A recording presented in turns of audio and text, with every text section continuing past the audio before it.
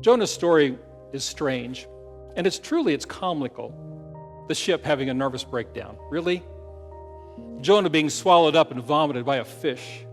The whole city converting because a foreigner, an enemy, went partway in and said 5 words. The cows and the field mice in sackcloth. And then there's Jonah himself. His disobedience, his stubbornness, lack of mercy, his tendency to sulk, his anger when God's mercy triumphs over judgment. And still God uses him as a prophet. When we say God has a sense of humor, Jonah is proof. If we were to remove these layers of comical embellishment and lay bare Jonah's traits, we find a deeply flawed human being. So he invites then both our empathy, and also our laughter. He's just so profoundly human. And I think that's precisely the point.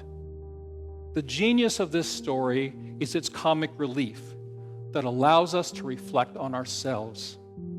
And that is the work of great comedy. Jonah is as human as we are.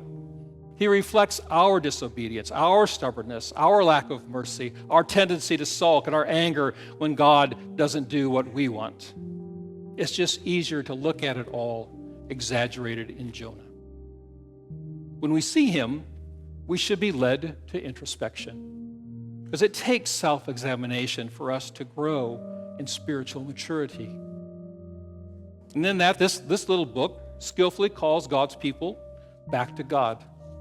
With great finesse, it reminds God's people that we are all called to share with everyone the wideness of God's mercy and forgiveness,